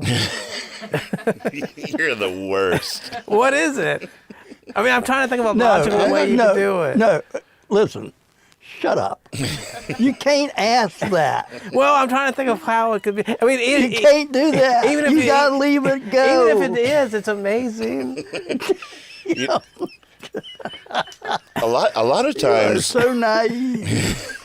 I gotta You say, don't ask a magician how they did it. amen. What is going on? On the other hand, that secrecy can be really frustrating, because there's a part of me that loves the craft of magic so much. The beauty of it to me is the trick, not the illusion. Because everybody knows it's not really magic. The beauty of it is that you somehow have made us think that it really happened. Mm-hmm. And not being able to share that with friends has been very frustrating at times, for sure. Because it's like you can't share what's really cool about it. But then on the other hand, if you're not a magician, you might not think it's that cool. Right. A lot of times it's just like, oh, God, that's how you do it? That's stupid. It's a come down. It's a come down. Got to be depressed. So are there like exercises and stuff you got to do for your hands and stuff? If you're doing it. Yep. Yep. Did you have I've spent erased? hours and hours and hours trying to, doing a hand exercise. And You'll never make a magician. Your fingers are too stubby. I know. I can't Yeah, you imagine can't how do you it. would do it. Yeah. You got kicked out of magician school first week. No, they would just point you to the right hero. Oh, so and so had small, chubby hands. Now, were you ever into like Houdini and all that stuff? The whole history. Very fascinated. Yeah, I've done deep dives into magic my whole life. Wow, that's fascinating. And then what was cool is I started traveling as a musician, and this was still back in the day when like every major city had a magic shop, sort of like the old video stores and stuff. And you go in, and the person that owned it was obviously a magician, and they would perform for you over the counter. You can still find them There was one was famous in the Midwest that y'all went to. Abbott's. Yeah. Mm-hmm. Been there. Yeah, Blackstone used to live in that little town, Colon, Michigan. Y'all I've went there never heard on- of Black. He was a magician. Blackstone was like the 40s, 50s maybe. Really famous magician in America. It always seemed like there was one at a time. There was like one really famous magician. There was never two at the same time. One would have to disappear or die or something, and then Houdini would pop up. Do you know the Amazing Kreskin? Houdini was named after Houdin, who was a famous French or Italian magician. He took his name and just added, but he was like 50 years before Houdini's time. Now, do you know the Amazing Kreskin? Do you remember him from the Johnny Carson show? He'd always have the Amazing Kreskin. Oh, that was Johnny Carson. Yeah. Doing ESP. Oh, where yeah. He pulled the thing Yeah. up. That was a joke. Yeah. Right. Well, he's still no. The Amazing Kreskin's a real performer, but he still performs. There's a record store I used to go to in Jersey, and he's friends with the guy. He's like 92 years old, and he still comes and does like magic and stuff. I think we're thinking of two different things, Dad. The Amazing Kreskin's he's like an older dude now. Yeah. Oh, this guy. He used to be on Carson all the time though.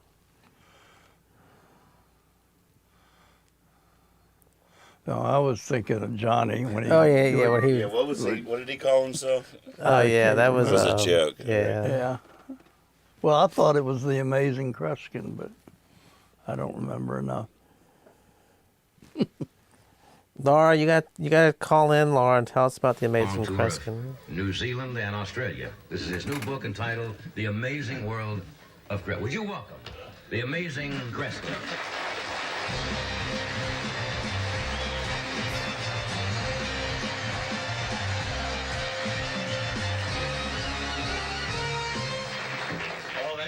How are you, Amazing? Oh, he's not doing a trick? You really start something. I can't go on an airline. Everybody says, be amazing. How are you today? Of course. What are we going to do tonight? What do you want to talk about? It feels like, just looking at the top of the show, That's the still. laughing at the kind of Some picture. You can. phenomena, which really is a throwback to about 300 years ago. In parts of Texas, outside of Houston and outside of Dallas, you now have, and had 3 years ago, what are called covens. And covens are, an offshoot of witchcraft, where groups of people amassed together and hold the black mass. Well, thought he was just going to do a quick trick for us. Apparently, they used to deep dive on Carson. That clip is 14 minutes long. Good Lord. Yeah, back in the old school. I don't remember him. I don't really remember him either. It's interesting. That's back when we got it on satellite dish, so there was no commercials. You could see he could talk as long as he wanted. Right. I remember the Amazing Ramsey, who proved all the psychics as. Do you remember that at all? Do you remember that at all? No. Like there's one guy that Donnie you had on or something that could like move the pages of a book or something, but then Johnny Carson brought the Amazing Randy out to dispel or to debunk the magician. And so the guy could move pages of a book just with his mind, and the page would flip over. And Amazing Randy came out and put those packaging popcorn styrofoam things all around the book and said, "Do it now," because if he was using his breath, they would all fly away too. And there's this great scene on like Carson where the guy Randy pours all the popcorn things around it or whatever, and the guy's just like, "I can't do it. For the lights in here, the reflecting off the popcorn weird or whatever." Now, how about Penn and Teller? Were you fans of theirs? Mm-hmm. Yeah. I've seen them perform live. I mean, of course, it's on a big stage, and like you said, it's more props and stuff, but still, it's like... but to see somebody just do it up close to you, right across the table, it's like... Yeah, the Penn and Teller created sort of the hallmark of pretending to show you how it's done, but then it was like they were revealing the trick, but then there was always a twist at the end where you'd be like, "Oh, they got me." Right. You handed me this. I did. I found that this afternoon, and I was telling Kyle that I was thinking maybe you could read a poem. Just flip through and take one at random. All right, say when. It's like magic. I was talking to you. Oh, you were? Yeah. Say when. When? Love, the chameleon warrior, cloudy skies, the time of days, different eyes, affect reflecting rays. There are many likes of love. Some reflect, most refract. Some absorb all light, making love the only one who sees best in the dark. Wow, that's really something. That's almost like magic. How did you do that? How did you do that? How did you capture that in those few words? It's a good question. How do you do it? Do what? Write a poem. I can't say there's probably more than one way, but sometimes it just starts with a word. A lot of things I put on Facebook, it just started with a turn of phrase or seeing a word fit in a different way. That's full of it right there. It was starting with light and love, light and love, and seeing how they were alike and light. And right. But I like to play with a lot of my stuff is not really poetry. It's just a guy playing with words. What's the difference? I'm not very literate. I'm not very. I don't know anything about poetry. I never thought I was a poet. I never think of myself as a poet. But you've always written poetry, right? Well, people call it that, and I have called it that because I don't. But it's basically just playing with words and thoughts. It's like I wrote the other day about the idea that I don't see how people write novels. My brain, I guess it's ADHD or whatever, but I write sentences. And I said the other day, I was saying, I'm even having trouble with sentences. I'm down to words. And then probably a year or two, I'll be down to letters. Give me an A. But I don't think of myself as a real. At the same time, like Mom just moved into her new house, and she gave me a couple of boxes of old boxes of photos and notes and newspaper clippings from growing up and stuff. And in there, I found a couple of poems you wrote to her back in the day. I'd like to see them. Yeah. Yeah, I mean, I mean, but that just goes to show that even from a very young age, you liked poetry and wanted to write poetry. You were, but I didn't like poetry. Like I didn't have poets in the English book when I took English. I didn't read Wordsworth. I didn't. Right. I never thought of them as being, anything I wanted. But the music you loved was always the poets. Mm-hmm. The music you loved was always the poets. I liked the poetry and music. Again, I think it's a lot of it's something very simple. Mm-hmm. I don't have a very good vocabulary of poetry, and I never liked poetry where you twisted something to make it rhyme. I like the sound of it, and sometimes I'll catch a rhyme, but I've never really been into. There's a good rhyme scheme in what I just read. Yeah, but I don't know, not for very long. Yeah. I can't do it for very long. Right. And I don't think of it. When you do rhyme ones, it sticks out as like, oh, he's rhyming. That's new. Yeah. I mean, I like the sound, but I don't need it for it to rhyme to have a sound. But like the one I just read, love the chameleon warrior, cloudy skies, the time of days, different eyes, affect reflecting rays. You're definitely rhythm and rhyming there. Yeah, I mean, I definitely played. That was part of the game. Playing with words, right? Yeah, I was playing with words there, but what was it? A boon. I always thought Wordsworth, for instance. I liked what he was writing about, and I liked a lot of his words, but he would just use words to make it rhyme. Right. And I thought that was crude. And for me to think Wordsworth is crude is just obscene. That's ridiculous. But I didn't like that. So Right.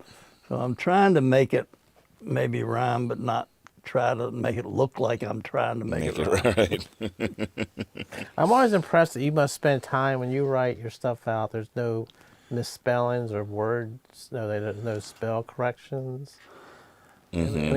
I mean, I wrote something a couple of months ago. Once I post it, I reread it. I'm like, oh, it changed this, it changed that, but it's too late.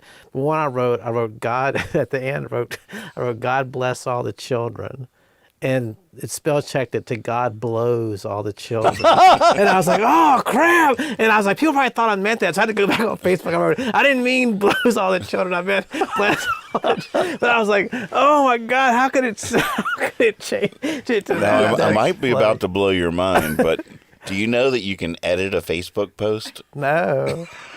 I was like, oh my God, because I had written this long thing. I didn't want to erase it. I was I like, knew oh you my didn't God, because he children. actually printed a retraction on Facebook. Yeah. He was frantically everybody, I didn't mean that in my last post. And I was like, he doesn't know he can edit his Facebook post. I was like, this is pretty good. God blows all the children. Oh my God, what is this? Oh my God, I was mortified. I didn't know what to do. I was waiting for the police to come knocking on my door after that. But yours are always very well. There's no weird, Well, true. I find it the other way around where I do it on the phone and the auto corrects my spelling. Right. So I just start out spelling it and then I see it up there and hit that. Okay. Right. I like that. I do too. That's one reason I use the phone. Wow. DiGiorno's. That was my latest. I knew it was the answer to a crossword puzzle thing this morning, but I didn't know how to spell it. So I needed to order something on the phone. You just started typing DiGiorno's and it spelled it for you? No, I couldn't do it because I was working with a newspaper and I was creating it. But I didn't think about it. I should have done that. Mm-hmm. Eventually, I figured it out because of the other letters. Mm-hmm. But you still doing Wordles? Oh yeah, I'm terrific just about every day. Wow. What do you think about the ethos of what I did today? I don't know if I've ever done this, and I don't know if I can describe what I did. I had the first 3 letters done, and then there were 2 letters that I didn't have any idea what they were. So instead of guessing a real word, I put in there 2 different letters because I thought one of them was in there, but I knew it wasn't the word. You see, I don't know, I'm not describing it. I put an answer in that I knew wasn't right, but I was trying to see if either one of those letters. I do that. Is that all right? There's a setting you can put it on, and if you put it on that setting, it won't let you do that. Oh, really? Yeah. That's interesting. I didn't know that. I'd never done it before, and it worked. But I definitely do stuff like that all the time. Yeah. I mean, they didn't say it was against. What I don't like is when you guess a letter and it's in another place too, and they don't tell you. I think that's wrong. That's not fair. And they could change that if they wanted to, but they won't. It would be, yeah. It would be hard to let you know. You're thinking like Wheel of Fortune rules. Like, are there any E's? Yeah. Right. If you say E, then all the E's would show up. Right. I think that's the way. But would it put it in the right place for you? Oh, yeah. Yeah. It almost have to. I mean, it should. Yeah. Mm-hmm. I mean, that would be part of it. You'd have to know that because you couldn't be guessing which order it's in. Mm-hmm. But yeah, I don't see why that, because that just seems, because that catches a lot of people because you think it's over and you think of the other letters and you don't go back to that one. Right. Of course, after a while you figure it out. You just have to factor that into your thinking. Yeah, you have to rethink that, I guess. What you think, love baby? But I just didn't like that rule. What you think? That's salsa. Does kind of have a bow tie on? Mm-hmm. You can dress it. I hear we're jabberjawing down here. You can be on TV. You want to look sharp, right?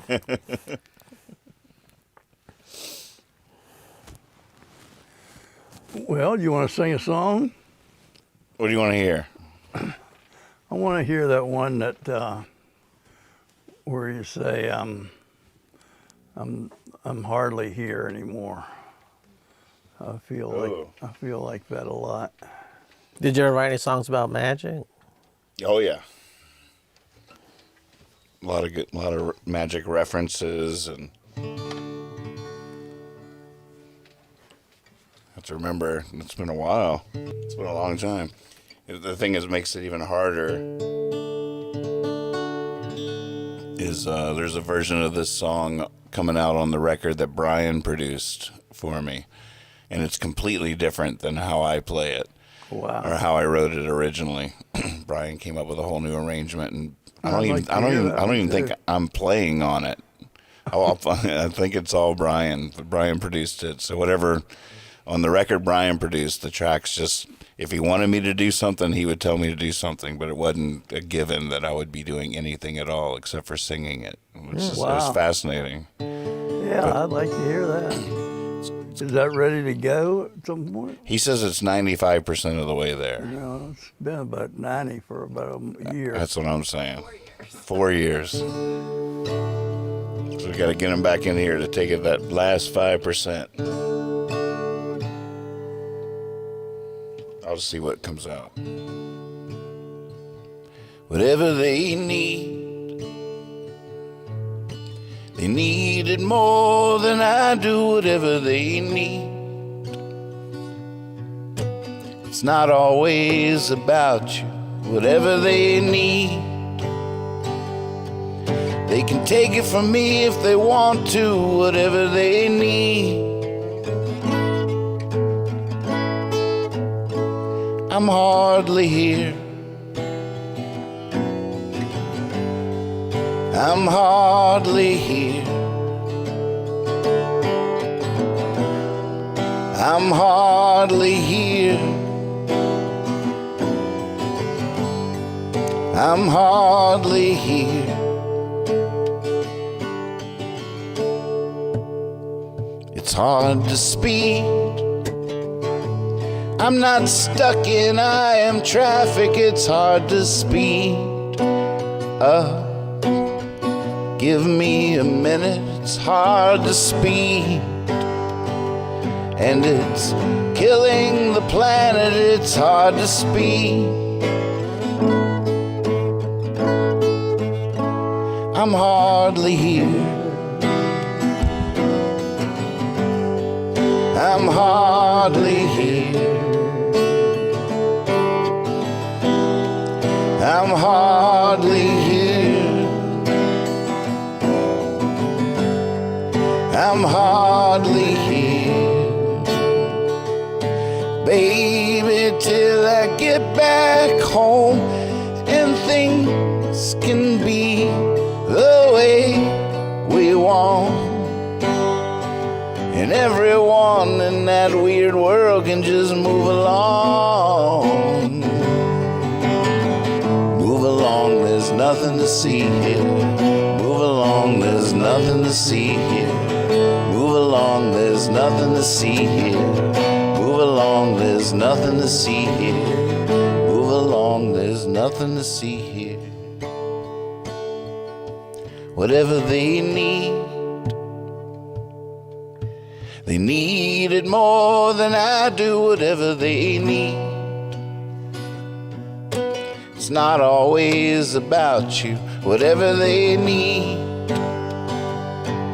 they can take it from me if they want to. Whatever they need,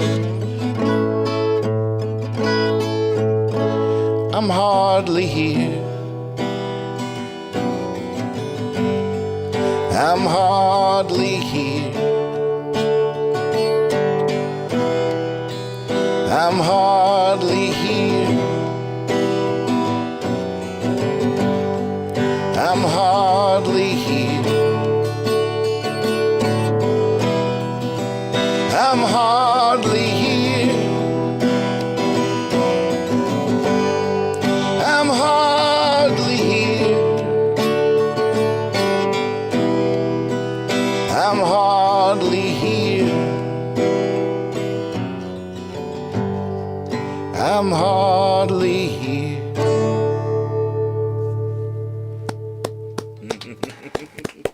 Thank you. Wow. Now that was magic. No, thank you. That is magic. Can't tell you how I did that either.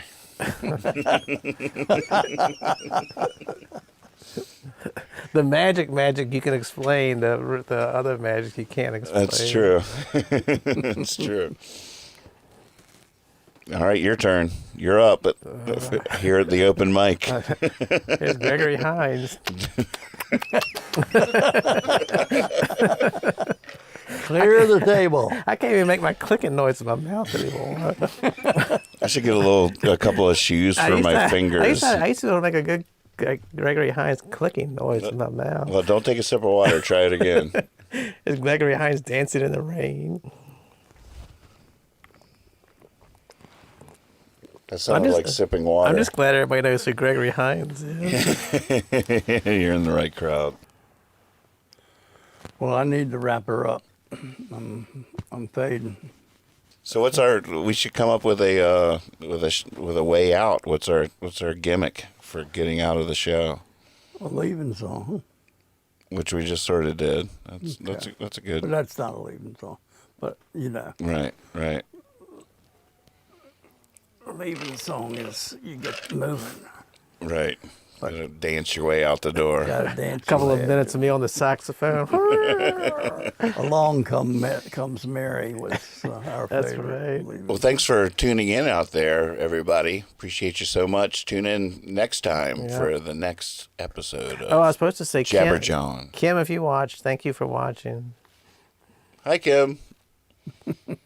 So, and also in Discord, if anybody has any ideas about the name or the branding, the Jabber Jawn, just Jabber Jawn. I don't know, we need a logo. Came up with a cool mouth earlier. We'll work on it. More later. See you next time. Bye. Peace, everybody. Goodbye. Good work. All right. That's a wrap. That's a wrap. Oh, that was nice. Thank you. So did you ever just do magic and not music, like just a magic show? No, never done. One time I was asked to come do magic for some kids at a school or something. That was the only time I've ever done a magic show. It's way more nerve-wracking doing magic for me than doing music. Hands will be shaking, you know, like failing a trick in front of people is way worse than failing. You know, if I do a trick for you and I fail and reveal the secret, Right. I've ruined that trick for every magician that comes after me. To you. Right. Whereas if I do a bad version of a song, Catherine could come up and nail the song, Right. and I haven't ruined it for Right, her. right. I've actually set her up to shine. Whereas if I fail the trick for you, I've ruined it for her too. Oh, right. You take on the whole responsibility of the Wow. entire idea of it. Yeah. You know, and it's a lot of pressure. It's a lot of pressure that I feel really intensely. Gosh, so no wonder. And you just look like an idiot messing a trick up.